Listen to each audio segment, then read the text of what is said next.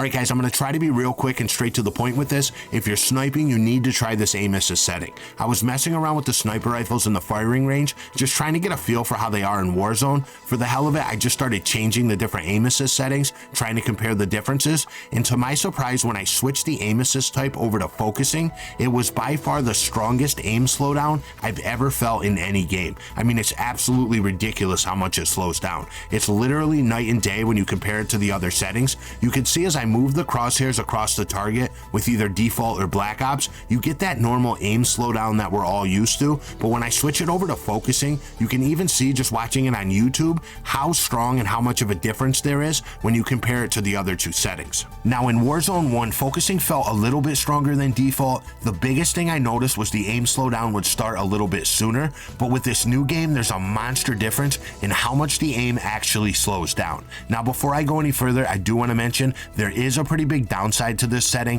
at least when it comes to using traditional ARs and SMGs.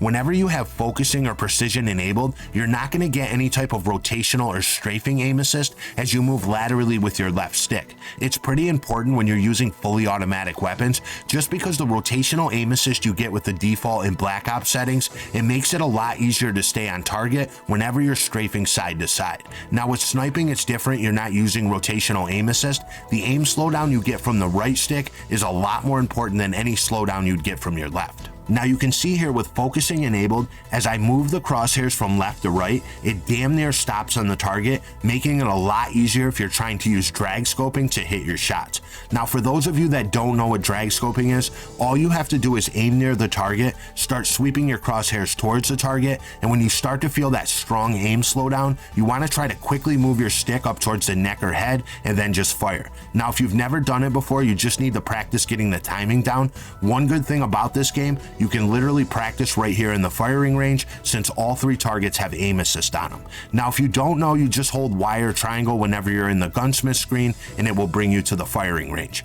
Now obviously having focusing enabled is going to make hard scoping a lot easier as well. Since you're getting such a strong aim slowdown, it's going to make it much easier to make those micro adjustments to get your crosshairs on your enemy's head. But I would definitely suggest learning how to drag scope. It's going to make sniping at close range a lot easier, just because you're able to aim in and land shots a hell of a lot faster. And since it can take 2 shots to kill in Warzone if somebody has 3 plates, being able to quickly drag scope, it makes getting that 2-shot kill a little bit easier. And a lot of times with drag scoping, you're not even going to need to hold your breath. Now for sniping, there's one more setting you might want to change. Go into the controller settings under advanced and make sure you have your aim response curve set to dynamic. This will make it a lot easier to hit those long range precision shots. It allows you to make small, slower movements with your right stick without your sensitivity speeding up too much. It's good for long range fighting in general. It allows more room for error whenever you're making those small adjustments with your right stick.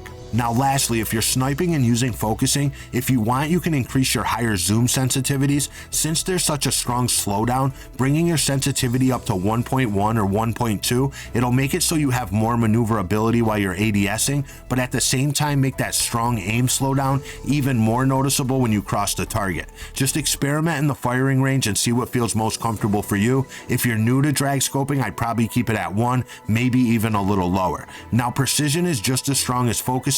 The only difference is the slowdown starts right at the target instead of a ways before. If you're someone who's more advanced, you might like it. I just play around with the different settings and feel the difference for yourself and use it while you can. I can definitely see them nerfing this if enough people start using it, especially if they buff the snipers to 1 shot to kill.